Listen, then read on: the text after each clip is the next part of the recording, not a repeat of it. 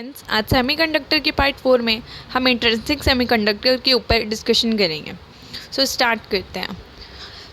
Intrinsic semiconductor एक ऐसा semiconductor होता है जो किसी भी इम्प्योरिटी से फ्री होता है, या हम बोल सकते हैं एक ऐसा प्योर सेमीकंडक्टर जिसमें किसी भी टाइप की इम्प्योरिटी प्रेजेंट नहीं होती है, उसे हम इंट्रिंसिक सेमीकंडक्टर कहते हैं। तो जो प्योर सेमीकंडक्टर होता है उसके अंदर जो इलेक्ट्रॉन का कंडक्शन या उसकी जो इलेक्ट्रिकल कंडक्टिविटी होती है वो इस पर डिपेंड करती है कि कितने इलेक्ट्रॉन्स वैलेंस बैंड से कंडक्शन बैंड्स में एक्साइट होके मूव हुए हैं। तो जो सेमीकंडक्टर प्योर सेमीकंडक्टर जो है उसे ही हम इंट्रिंसिक सेमीकंडक्टर बोलते हैं, जिसमें किसी भी टाइप की इम्प्योरिटी प्रेजेंट नहीं होती है। अब एग्जाम्पल की बात करें तो सिलिकॉन एंड जर्मीनियम इसके एग्जाम्पल होते हैं। अब हम देखते हैं कि सिलिकॉन एंड जर्मीनियम के केस में क्या होता है। तो जैसे कि हमें पता है कि सिलिकॉन और जर्मीनियम दोनों में ही 4 वैलेंस इलेक्ट्रॉन्स प्रेजेंट रहते हैं उनके आउटर मोस्ट शेल में। तो जो 4 वैलेंस इलेक्ट्रॉन रहते हैं सिलिकॉन और जर्मीनियम एटम के, वो कोवेलेंट बॉन्ड बनाते हैं, 4 कोवेलेंट बॉन्ड बनाते हैं अपने नेबरिंग एटम के साथ। तो इससे उनकी वैलेंसी कंप्लीट हो जाती है। तो अब देखते हैं कि कैसे बनाते हैं। तो आप जैसे कि देख सकते हैं यहाँ पे सिलिकॉन एटम है, वहाँ पे उसके आउटर मोस्ट ऑर्बिट की जो टोटल टेंडेंसी होती है वो 8 होती है, पर यहाँ पे सिर्फ 4 ही उसके इलेक्ट्रॉन्स जो है उसके वैलेंस इलेक्ट्रॉन्स ही प्रेजेंट रहते हैं उसके आउटर मोस्ट शेल में। तो 4 जो है उसके नेबरिंग एटम्स उसके साथ मिलके एक कोवेलेंट बॉन्ड बनाते हैं। तो ये देख सकते हैं हम कि कैसे कोवेलेंट बॉन्ड बन रही हैं आपस में। 4 नेबरिंग एटम्स मिलके सिलिकॉन के साथ अपनी एक कोवेलेंट बॉन्ड बना रहे हैं। तो ये जो सिचुएशन थी कि जो आपस में मिलके कोवेलेंट बॉन्ड बनाते हैं, ये सिचुएशन जो है ये लो टेम्परेचर में होती है, जैसे कि जो एट 0 केल्विन ये सिचुएशन अराइज होती है। तो इस केस में कंडक्शन पॉसिबल ही नहीं है, क्योंकि यहाँ पे जो हमारा कंडक्शन बैंड होता है वो टोटली एम्प्टी होता है। कंडक्शन बैंड टोटली एम्प्टी होने की वजह से कंडक्शन वहाँ पे पॉसिबल ही नहीं है इलेक्ट्रॉन्स का। अब कंडक्शन कैसे पॉसिबल होगा? तो कंडक्शन ऐसे पॉसिबल होगा कि कुछ इलेक्ट्रॉन्स उस कोवेलेंट बॉन्ड से ब्रेक कर जाए और वहाँ से फ्री हो जाए। तो ये यहाँ पे हमारा इलेक्ट्रॉन का कंडक्शन पॉसिबल है। तो जब टेम्परेचर इंक्रीज़ होता है, रूम टेम्परेचर जब 0 केल्विन टेम्परेचर रहता है तब तो कोई भी वहाँ पे फ्लो नहीं होता इलेक्ट्रॉन्स का।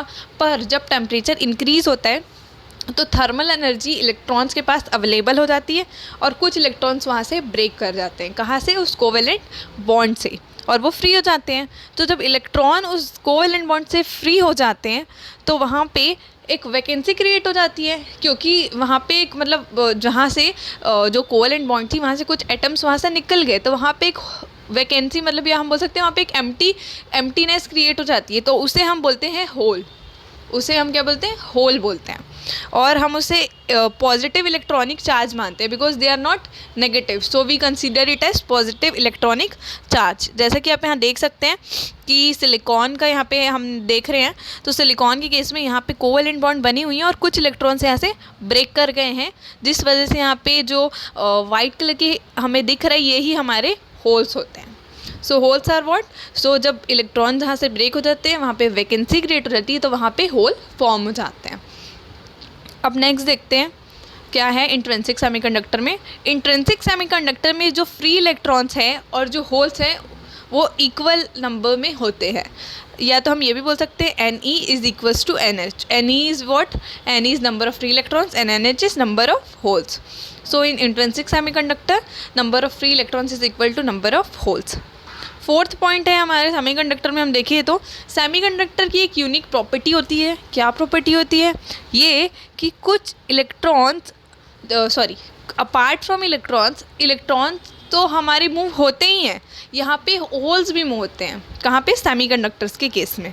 तो जब एक एक्सटर्नल इलेक्ट्रिक फील्ड अप्लाई होती है तो वहाँ पे फ्री इलेक्ट्रॉन्स और होल्स अपोजिट डायरेक्शन में मूव करने लगते हैं। अपोजिट डायरेक्शन में कैसे मूव करने लगते हैं?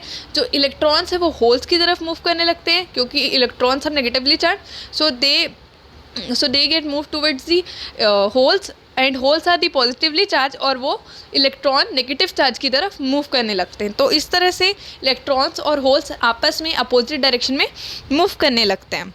तो यहाँ पे इलेक्ट्रिकल कंडक्शन होता है।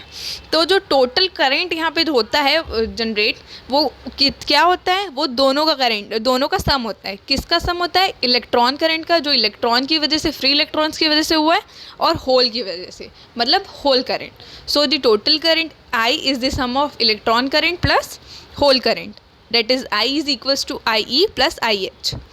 तो ये हुई हमारे पूरे इंट्रिंसिक सेमीकंडक्टर की बात। अब सेमीकंडक्टर, इंट्रिंसिक सेमीकंडक्टर की एनर्जी बैंड डायग्राम पे आते हैं। जो इंट्रिंसिक सेमीकंडक्टर होता है, जैसे कि मैंने बताया कि जब टेम्परेचर लो होता है या 0 केल्विन पे होता है, तो वहाँ से कोई भी कोवेलेंट बॉन्ड ब्रेक नहीं होती है और वहाँ पे कोई भी कंडक्शन पॉसिबल नहीं है।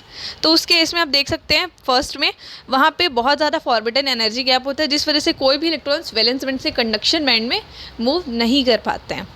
अब वही सेकंड केस में जब थर्मल एनर्जी उनको थर्मल एनर्जी के कारण, मतलब थर्मल एनर्जी जब टेम्परेचर 0 केल्विन से ज़्यादा हो जाता है, तब कुछ इलेक्ट्रॉन्स एक्साइट होके वैलेंस बैंड से कंडक्शन बैंड में चले जाते हैं। वहाँ पे हमारा कंडक्शन पॉसिबल हो जाता है। अब इंट्रिंसिक सेमीकंडक्टर क्या है? एक प्योर सेमीकंडक्टर है। तो यहाँ पे हमने कुछ लिमिटेशंस देखी। क्या क्या लिमिटेशंस थी, एक एक करके देखते हैं।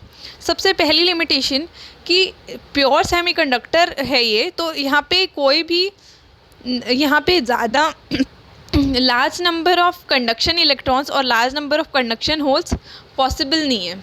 अब मैं ऐसा क्यों बोल रही हूँ कि इन अ प्योर सेमीकंडक्टर, क्योंकि यहाँ पे इलेक्ट्रॉन्स और होल्स दोनों ही इक्वल होते हैं। तो इस वजह से या तो इलेक्ट्रॉन्स या तो होल्स ज़्यादा नहीं हो सकते अलग अलग, तो यहाँ पे इस वजह से इनकी कंडक्टिविटी बहुत ज़्यादा लो हो जाती है। दूसरी बात, प्योर सेमीकंडक्टर में जो इंट्रिंसिक चार्ज कैरियर्स है वो हमेशा किस वजह से प्रोड्यूस होते हैं? कोवेलेंट बॉन्ड के ब्रेक होने की वजह से होते हैं। तो ये भी एक बहुत अच्छी बात नहीं है, इसकी वजह से कि भी कंडक्टिविटी उनकी डिक्रीज़ हो जाती है। एंड थर्ड पॉइंट इज़ कि रूम टेम्परेचर में जो इंट्रिंसिक चार्ज कैरियर्स प्रेजेंट होते हैं वो बहुत ज़्यादा स्मॉल अमाउंट में होते हैं। So these are the points which shows that intrinsic semiconductor have very low conductivity. So till now we have studied about the entire intrinsic semiconductor. In next video we will discuss about the extrinsic semiconductor. Thank you.